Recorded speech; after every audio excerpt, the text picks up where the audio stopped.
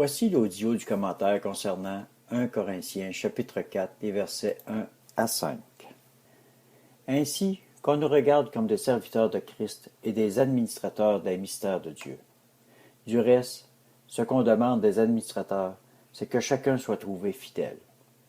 Que la grâce et la paix vous soient données de la part de Dieu notre Père et du Seigneur Jésus-Christ.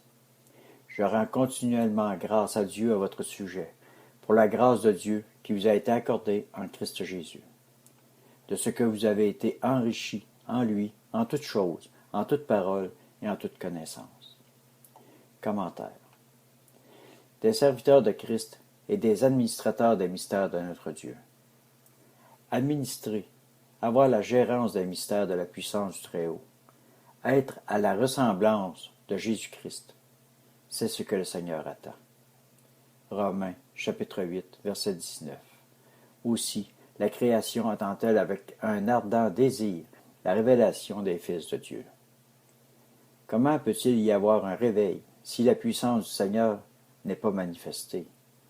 Après la Pentecôte, dans Actes, chapitre 2, nous voyons la puissance de l'Esprit agir par les apôtres. Actes, chapitre 2, verset 41. Ceux qui acceptèrent sa parole furent baptisés, et en ce jour-là furent ajoutés environ 3000 âmes. Actes, chapitre 4, verset 4. Cependant, beaucoup de ceux qui avaient entendu la parole crurent, et le nombre des hommes s'éleva à environ 5000. Les apôtres, par la puissance de l'Esprit que Jésus a promis pour tous ceux qui croient et demeurent fidèles, étaient devenus des administrateurs des mystères du royaume de Dieu. Et toi, veux-tu devenir un administrateur? Es-tu prêt à tout abandonner de ce que ce monde et ses attirances t'offrent? 2 Timothée, chapitre 2, versets 3 à 5.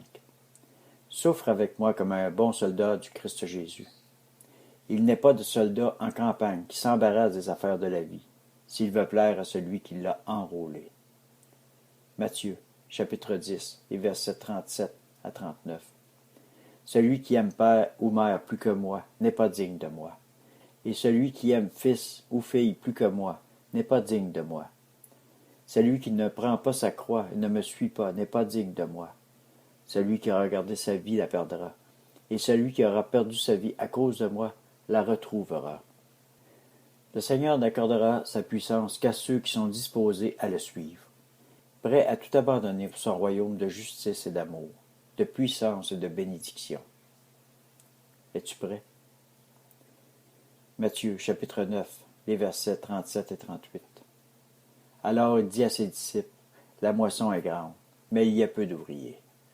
Priez donc le Seigneur de la moisson d'envoyer des ouvriers dans sa moisson. » C'est vrai que l'ouvrage ne manque pas dans la récolte d'âmes pour le royaume de notre Père. Mais n'oublie jamais que le Seigneur n'utilise pas les orgueilleux, mais les humbles devant sa face et celle des hommes. 1 Pierre, chapitre 5, versets 6 et 7. Humiliez-vous donc sous la puissante main de Dieu, afin qu'il vous élève en temps voulu. Déchargez-vous sur lui de tous vos soucis, car il prend soin de vous. Sois un serviteur, une servante, fidèle et sois béni. Vois la puissance du Dieu très haut, celui qui ne ment pas, agir dans ta vie et dans la vie de ceux qui t'entourent. Amen.